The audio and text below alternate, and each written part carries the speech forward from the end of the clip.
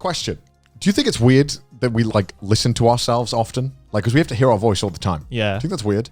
I mean, it was weird when we first started off, right? Because people at home, have you ever listened to your voice recorded? You probably hate it, right? Yeah. I'm assuming, right? I mean, I've never grown out of that. You're still. If anyone should be grown out of it, it's you. I hate looking at my own, like hearing my own voice, looking at my own content. Like whenever I do a collaboration with someone, I watch like the bare minimum just to get what's going on. And then like I watch every moment of that collab that I'm not in. I'm just like, oh, I'm in it. Skip ahead. Okay. You're like in the comments, timestamps please of when I'm not on screen. Wait, so why though? Like why can you like, I mean, okay, maybe it's the better question to ask, why can we stand our own voice? Because that's probably the weirdest side. Probably because you just got used to it, right? I mean, like, I don't think anyone grew up, right, and like ever went into that situation. I'm sure every family had it where your parents would just be like, you know what, there's nothing really to watch. Oh, I found some home videos. We can watch those. And you're like, no, thank you. Because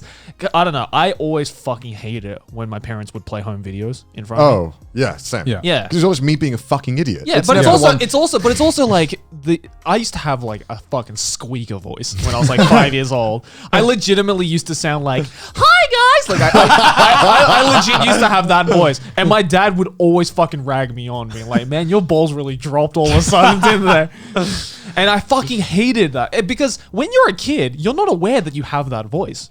No. Right? Because everyone has the same voice around you. Exactly. And you grow with your voice. So you don't suddenly be like, oh, my voice got deeper.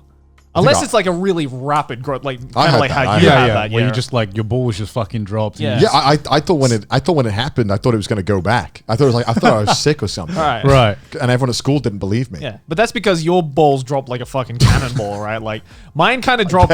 Yeah, mine kind of dropped like, you know, it was like putting like a rock in water. It's just a very slow drop. Right? That's not very slow, Joe. Well, you know what I mean. It's like because you grow with it.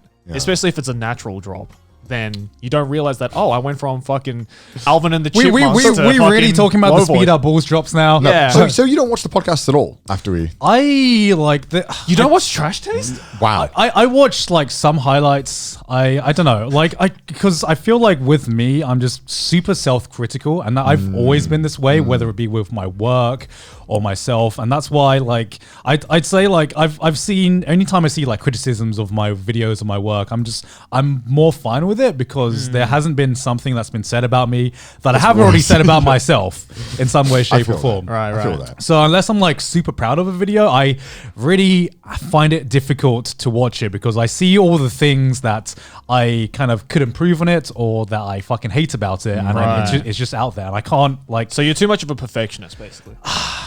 From what I'm getting. I hate the word perfectionist. But you are a perfectionist. I like that. I prefer the term self-critical. A self-critical perfectionist is what you are, essentially. Because, like, you have an editor, but you also edit your own stuff too, right? Like everyone. You always do like the finishing touches. I always do the finishing touches. So when there's a collab where I have zero control over it, that's just like I wake up in a cold sweat. I'm just like, what if I just look like an arsehole in this one? You know, it's... So then how do you get through your editing process? Because you have to listen to yourself, right? Over and over and over again. Yeah. So are you just like cringing internally as you're like, I need to edit this part? Do you not record it? Because you're doing like, you know, you had jokes, you had punchlines. Yeah. Do you not like think, damn, that was a good delivery. I nailed that delivery. Yeah. And sometimes I listen to a joke and I edit it for like 3 hours and I'm just like, this joke's not funny anymore. And I just cut it. And it's a weird thing where depending on how my mood is, my video could just be completely different. Like I could just be watching myself and I'm just like, I hate this part. I'm gonna just re-record this entire segment, even though it's gonna add like 2-3 hours to my fucking video making process, and then I do it. See, that's why I'm glad that I got an editor that has that I gave complete creative freedom to, because I'm pretty sure you were talking about this earlier, but like at least with my editor, he leaves in shit that I would have otherwise cut out. No, that's what I like. I tell anyone I hire to edit for me, I'm like, I don't care how bad it makes me look. Yeah. Just make it funny. Yeah. Please make it funny. Like, because at least, right, you're gonna get the draft, right, Yeah. and you're gonna check it, and if it's really fucking bad, then you can just tell them to cut it out. But a lot of the times, it's like, oh, I in my head I thought this was not gonna make it into the video, but he kind of twisted it in a way where it's like, oh, you know what? That's kind of a funny bit I never thought about. Yeah, or like where I like fail a joke and I'm like, let me do that again. Yeah, and they leave that in. Yeah. And that's just the joke. And it's like, oh fuck, okay. I mean, I guess it's like the difference between like heavily scripted content and more like improvised content, because there are times when I think I have like a fucking banger of a joke, and then I watch it like 30 times as I'm editing it, and I have to like question whether it was funny in the first place or whether I've just seen it so many fucking times that it's just lost all like comedic effect to me. The reason I asked that question earlier was because I saw a video. I don't know if it was a TED Talk. It sounds like a TED Talk topic, but it was something like everyday people should just like record their voice and listen to it so they can improve their speaking in general to be more confident. Right. Yeah. Because their theory was that your overall general quality of life in like doing anything in daily life improves drastically if your speaking is more confident. Like if your voice is more confident. I agree with that. I would agree with that. And I think in general, definitely, like if there's been the one big thing in my life that has done me solids, it's the voice and talking, you know. For sure. Yeah. Just going at it. I don't know. And I made me think a lot. I'm like, oh yeah, I guess I'd never really thought about, I mean, obviously, you know, people say, oh, you have a nice voice and shit. Yeah.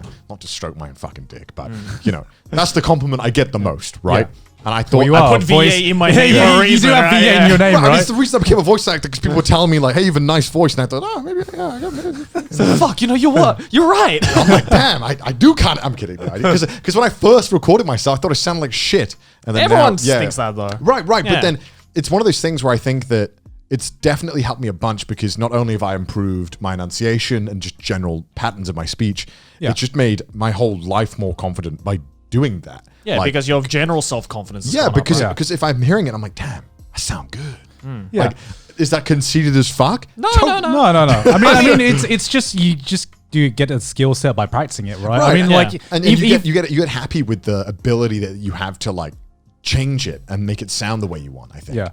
And like, I feel like even just being on Trash Taste and just like, like I don't watch every episode that I'm in, but like I still have to watch like certain clips just to check in and everything like that.